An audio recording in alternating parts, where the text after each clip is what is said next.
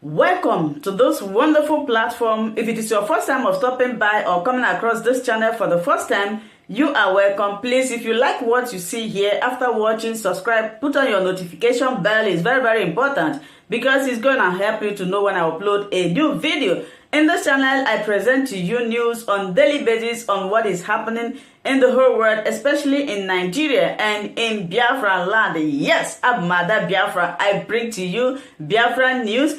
So before I do that, what I always do is that I analyze it and I sit down there to watch the video together with you. Then we'll come to the comment section to talk about it. Of course, everybody is entitled to his or her opinion. That is why the comment section is there for you to contribute, leave your ideas, your thoughts, your belief about the videos that you have watched. Please, as we are doing this, let us do it constructively. As we hop into today's video, remain blessed. I appreciate all of you. I appreciate your massive support in this channel.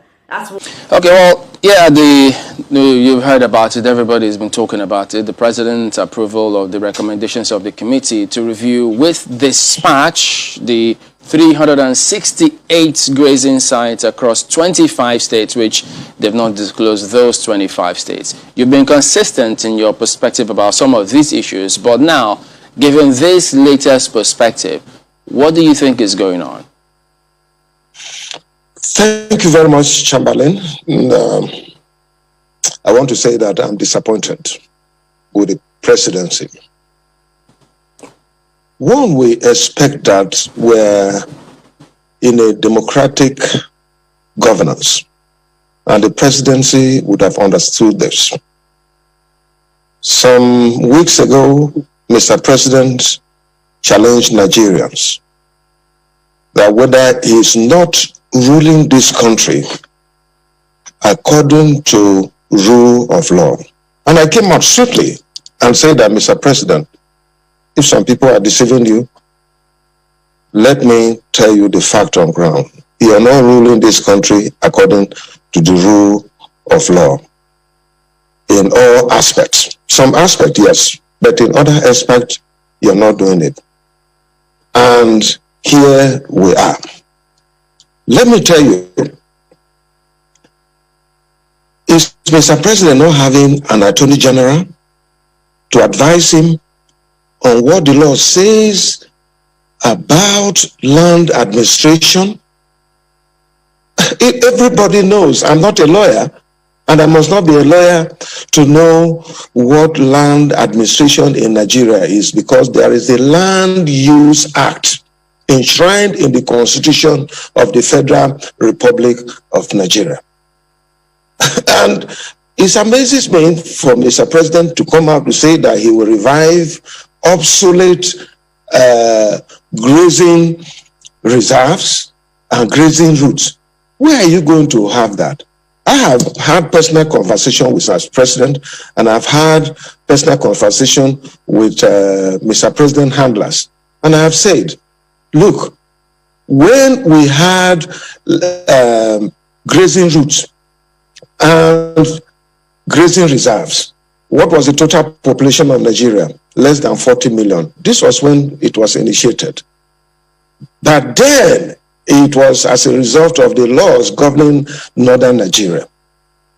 Today, as I talk to you, we're over 200 million people. So how do you expect the same thing?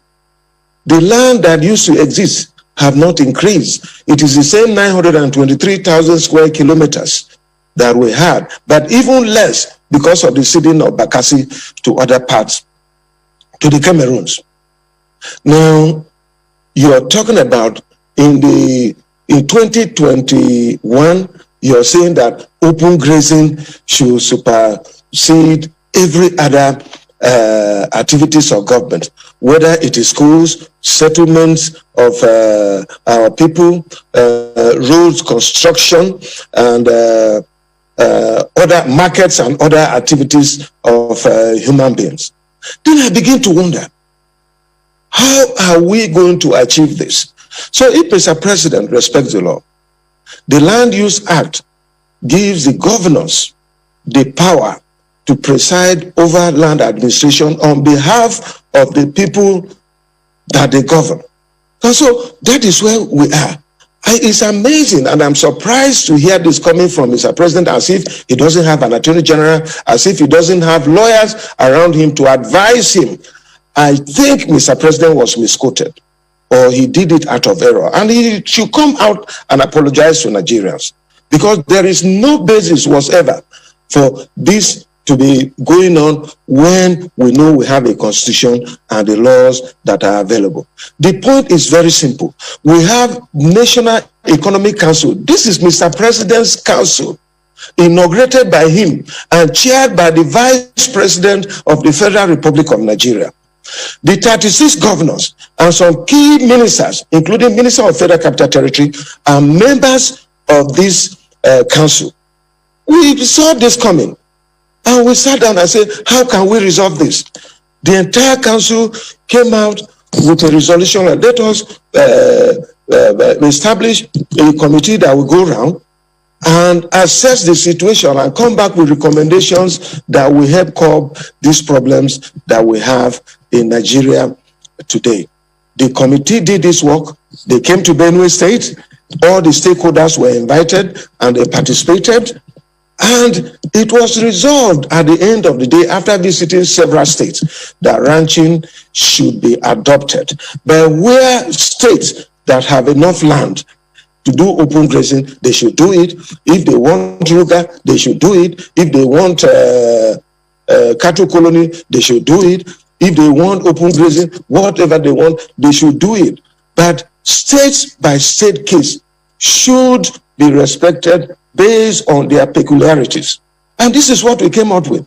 And the policy was adopted by National Economic Council.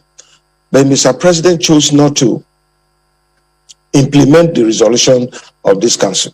But rather, you hear about ruga, you hear about cattle colony, you hear about open grazing and all that. And if today in Nigeria, the whole country, whether south and north, majority of the states in the north, not all, have accepted that ranching should be adopted because of the challenge we have in security and all that. Because if you like it or not, today banditry, kidnappings, armed robbery, and so on is associated with open grazing. And the entire state, majority of it, which pays democracy, it must not be everybody.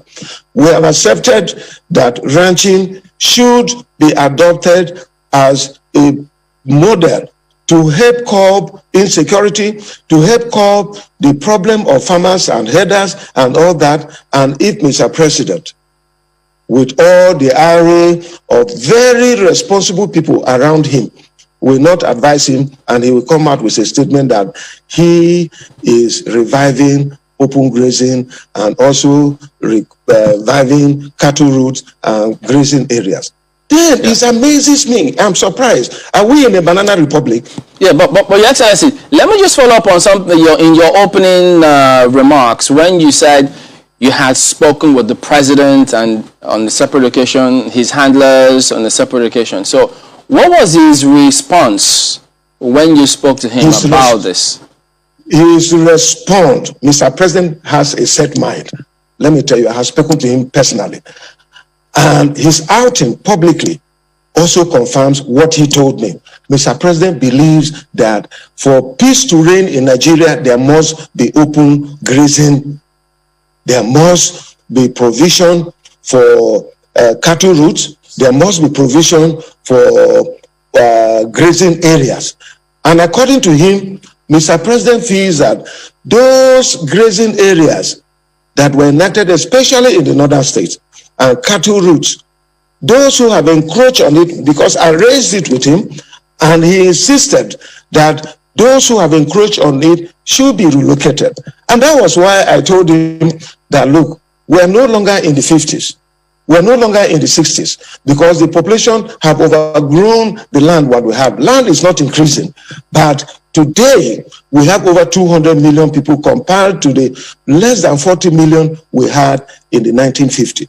So there is no way we can talk about open grazing. In my state, for instance, There is no land for open grazing, but there is land for ranching. And this is the global best practice. If we accept this, this problem will be over. And that is why most of my colleagues, in fact, the entire of my colleagues, irrespective of their party affiliation from the South, accepted that, look, the way to go, it is ranching. Most of the states in the North have also accepted that, look, the way to go, it is ranching. And I have recommended to Mr. President and his handlers that, look, just like we subsidize agriculture and provide subsidy for fertilizer and all that, we can do the same thing for herdsmen, because ranching, it can be a little bit expensive compared to open grazing. So we can actually help these our herders by ensuring that we have subsidy for, in terms of water we provide, because their cattle takes a lot of water, in terms of fees that we provide. And we can devise several other ways. And I can assure you, I'm a farmer, and I know the challenges that we're talking about. I have a ranch, and I know the problems accompanying this. But at the same time, I know the potentials that we have. This is another way that we can provide millions of opportunities, millions of jobs, and also empower our people who, for now, when they cultivate rice and harvest the straw or soya beans, when they harvest the straw and all that, is wasted and it is burnt. This can be turned into feeds. That is what I use in my ranch. And I've been saying that we can do all this. But Mr. President doesn't believe that. So I was not too surprised, but I was disappointed that after the entire country is talking about ranching. You have heard what Raji said, and many other responsible Nigerians who want this to be solved.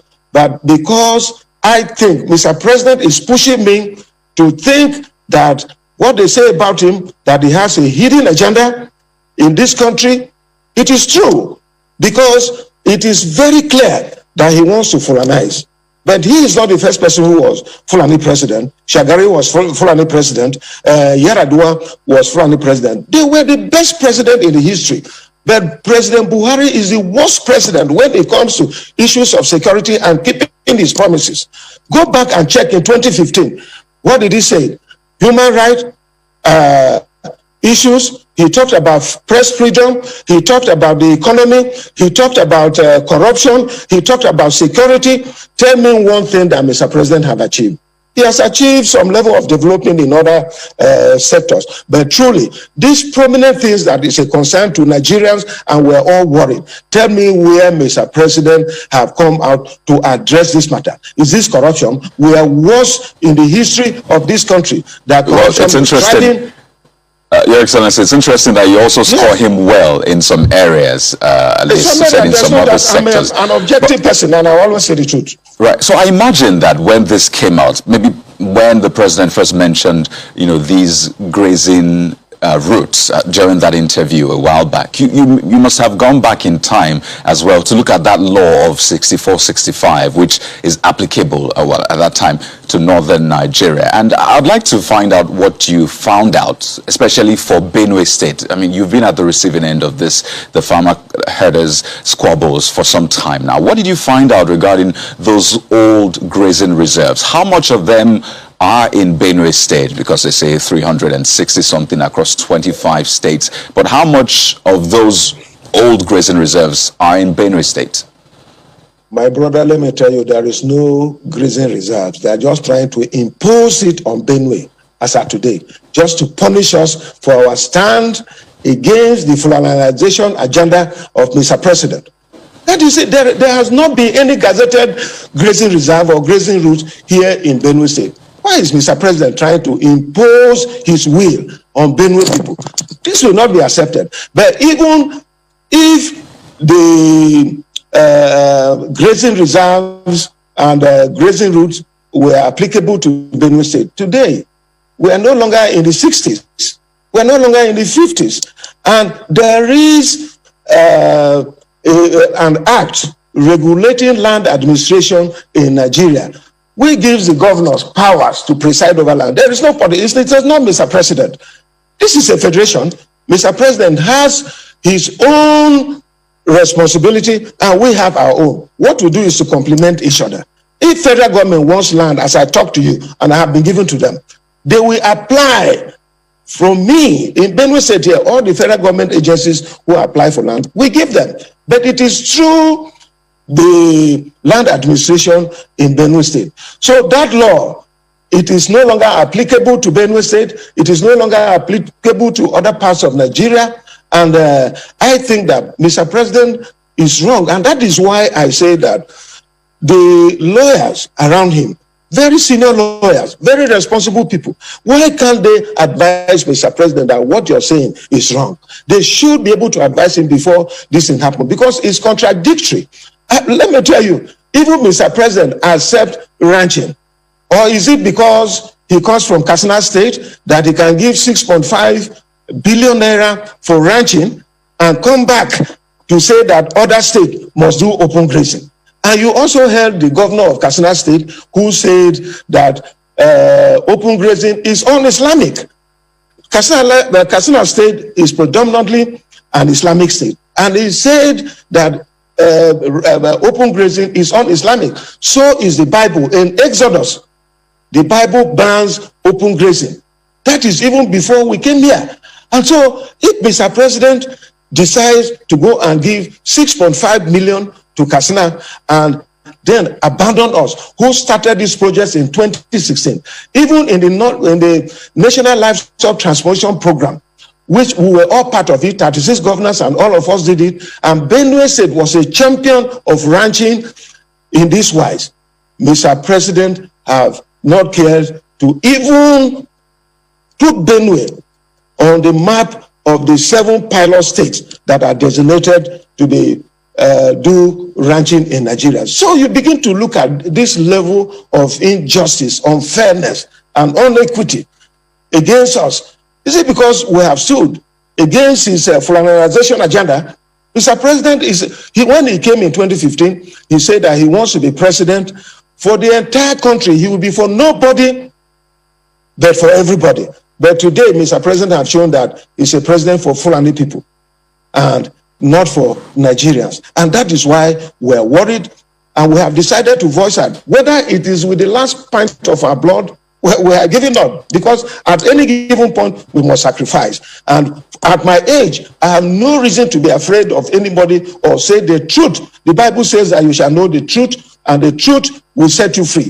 Whether they like it or not, this is where some of us stand, because we believe that this country belongs to all of us. Look at my cap. Anywhere I have been, I have portrayed the image of this country. Look at Nigerians' colors there and Benue colors. They are here.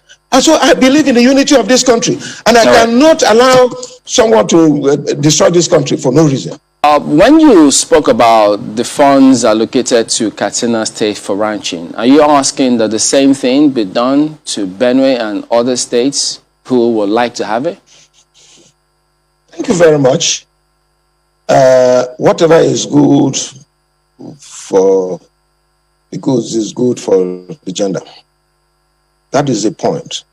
Mr. President is President of the Federal Republic of Nigeria, and he cannot restrict himself to Katsina, where he comes from alone. He must reach out to other states, especially states that are prepared for ranching. That is what he would have done. And that is what I'm saying, that every state in Nigeria that wants to do ranching, like the entire southern states, should also be supported with any support from the federal government. And those in the northern states that want to do it, they should do it. There are other states that have accepted that they want to do open grazing. Mr. President should support them to do open grazing. We are not against that. But you can't select Katsina State, where is your state, and then allow some of us out. With that, you're telling us, are we not part of Nigerians? Are we not part of the Federation of the Federal Republic of Nigeria? So this is the point that we are making. And I feel so sad that Mr. President have chosen to do this. We voted him in 2015 as a man with integrity, as a man who has the capacity to look over the affairs of the entire country, not just his own home state, and not just his Fulani kinsmen. There are no doubt, there are good Fulani men in this country. It will be a logical fallacy for me to say that all Fulani men are bad in this country. There are very responsible, like I've said, Shagari was a Fulani man, Yaradua was a Fulani man, but look at what they did. But Nigeria have never been divided in this manner. All that you hear Mr. President say is that what Jonathan did in 2015 and so on. And that was why the people of this country changed Jonathan and changed the PDP and gave APC mandate to fix Nigeria. But look, you heard what the former CBM governor and also former emir of Kano, you heard what he said. Nigeria in these 6 years have been taken back 20 years back. So we are back. We're not progressing. We are retrograded back 20 years as far as we're concerned in this country. And that is where we are. And it's amazing me for those who keep quiet. I want to let them know that the day of reckoning is coming, when nobody will have a place to run. It is our right, it is our duty to call Mr. President to order that where he's taking this country is not correct. And that is why I commended him when he sought from Nigerians that, look, is he not governing the country well? Is he not governing the country according to the rules of the law? Is he not governing the country based on the Constitution of the Federal Republic of Nigeria? I came out the following day and swiftly told him that, Mr. President, if anybody tells you that you're governing the country according to the Constitution of the Federal Republic of Nigeria, they are telling you lies. They are just sycophants and mediocres trying to make from you. Otherwise, look at the Federal Character Commission. Are we saying that the appointments at the federal level, is it what represents federal character in this country? Is it on nepotism that is going on? Look at everything. And Mr. President seems to keep a blind eye, and people keep quiet. They don't want to say it. But for some of us, we have given ourselves that whatever happens, for speaking the truth, let it come. I'm not just a Christian. I'm a born-again Christian. And we believe in the Bible. We believe that other religions should also live. That is why you have not had any religious crisis here in Benue State. Because whether you want to be a Christian, you want to be an Islamic scholar, or you want to practice Islam, you want to practice paganism, you want to practice native religion, you're free to do that. But others are free to do that. But where people are just trying to coerce us, look at the attacks. As I talk to you, how can I be a happy man when I have over 1.5 million IDPs every day crying, staying in the rain? What have Mr. President done as the president of this country? I feel pained, and I feel so sad that we're really disappointed here in Benue State, and all that they do is to insult me when I say the truth and try to advise Mr. President. They stop me from even visiting Mr. President. That they provide funds for other states to solve their basic problems. I came here in Benue State. I had arrears of over 70 billion, and I told Mr. President, I wrote to him, 28 billion was allocated as bailout funds, which we are still paying. And I tell you, other states had the same thing. But now Mr. President have chosen to give it to other states that are APC with him. No wonder a former chairman said that when you're APC, your sins are forgiven and everything will go right. Is the president a president for APC or for Nigerians? So these are the issues. Well, and Governor, quite a lot of them you have raised indeed. And, you know, it's quite important, especially when you talk about that religious freedom. And I think that's the way to go clearly, especially because we've seen what this can do. But it's like we've been here before, really, because you talked about we've gone back 20 years. And I recall that time as well, there was a first National Livestock Development Project, the FNLD, now it's NLTP.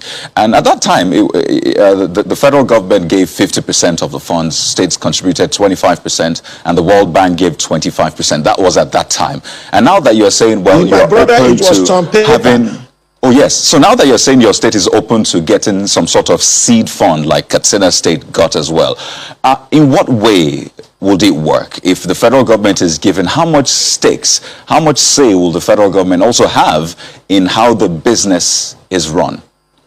There is a National Livestock Transformation Committee here in Benue State. And we leave room. And we're not just talking about ranching cows. We're talking about ranching pigs. And in any case, I'm a chief man from Benue State. If you ask any chief man in Benue State that which is the sweetest meat in the whole world, they will tell you that pig is second, because they have not had the privilege of eating all the meat in the world.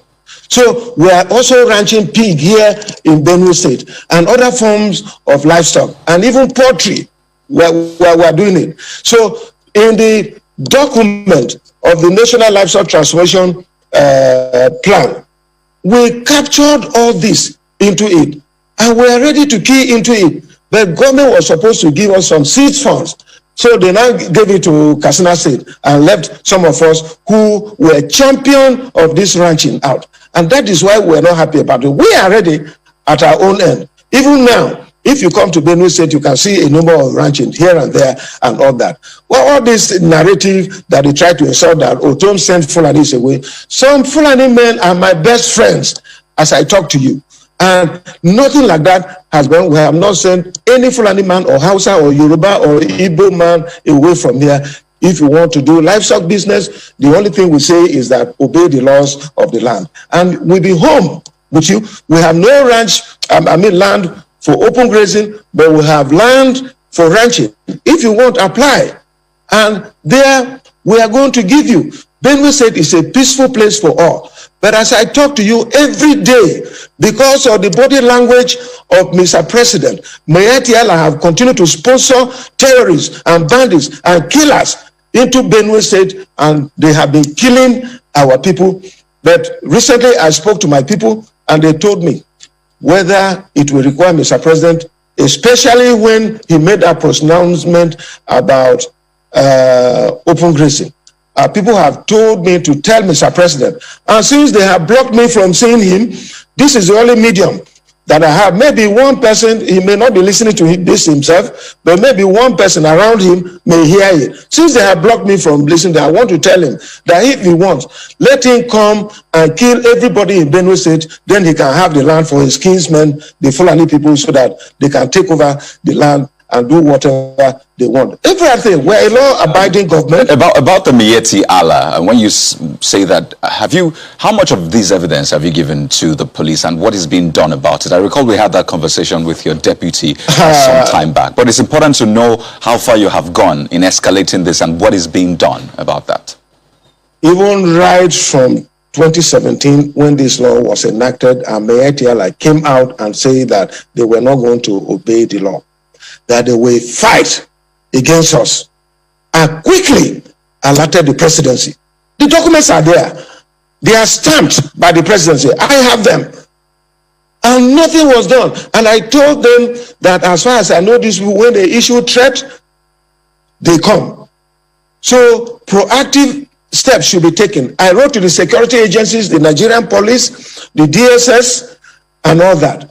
And nothing was done until 2018, 1st of January, when more than 73 people were massacred here in Benue State. And I still went to Mr. President, and all that I heard from him was to tell me that I should go and learn and tell my people to learn to live with their neighbors. Neighbors with AK-47 who come and kill our people, rape our women, rape our children, destroy our ancestral homes, and tell us that we cannot do anything. They are in power. And you want me to keep quiet?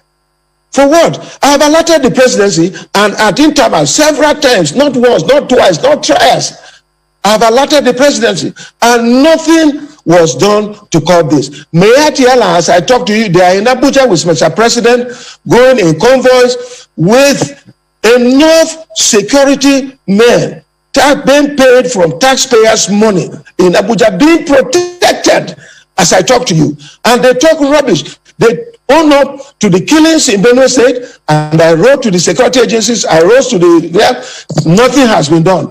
They even attempted assassination on my life, and their wing called Fulani Nationality Movement, who said they were going to take over this country by force because Nigeria belongs to them, that Excellency, they have no other country other than Nigeria. The police, eventually they said they were investigating that matter. They sent certain people, the army put up posts about that. What is the latest information about that from the investigations being carried out? The last one I heard was when the Inspector General of Police said that they are investigating it, but it is not what I said. But what I said have not been told to me. What is happening, what was the outcome of the investigation as I talk to you today. And when the people that were sent here to investigate this matter came to brief me before they left for Abuja, they told me that they arrested some Fulani men. And up to today, I have not heard anything. A governor of a state were just 36 and attempted assassination on him. I was with security men, so I couldn't have been lying to say that I ran for 1.5 kilometers. I did run. They would have killed me. My security details, ask them, they are here. They are agents of the federal government. They worked hard. They chased those people out and had to pull me aside, and I ran for 1 hour, for 1.5 kilometers. Those who say that Ortom was lying, a 60-year-old man cannot run. I tell him, I keep myself fit, and I can run for even 3 kilometers, and so on. But up to today, as I talk to you, I have not heard any report from the security agencies as to whether they are prosecuting these people or as to whether the number of people, their identity and all that. But the people that came to me here before they left for Abuja told me it was Fulani men. And they claimed that some natives were also involved. The majority of the people, 12 of them were Fulani men. That was the brief I got here. And since then, I have not had anything outside what the Inspector General of Police said in the villa when he visited, that they are investigating. It is all, how long does it take to investigate? It is said that justice delayed is justice denied. You've spoken about several people around the president, because if you look at that committee, there are governors there, there are people from Ministry of Justice, Surveyor General's office. But about some of these matters, Minister of Agric too. Inclusive, yes. But the Nigeria Governors Forum, very strong pressure group, if not the strongest pressure group in this country if they want to be. They can take a position, they can put up positions on certain things. Do you think they should equally speak up on this? I mean, they may have previously, but given the way the things are now, with this fresh perspective, should they be speaking strongly on the matter? I tell you the truth, the Nigerian Governors Forum, I have made my position known to the Governors Forum, but I'm just one governor out of 36. And I think for the virtue of the fact that the southern governors, out of the 17 governors in the south, it includes our own chairman. He was there when a resolution was made and reached out to the entire nation by the chairman, the governor of Edo State. They resolved that this is what should happen.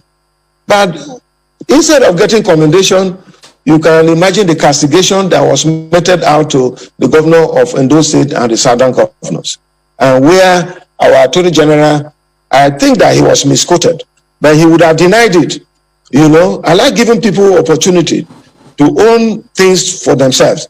He said that what the southern governors did was as good that the northern governors should also meet and say that there shouldn't be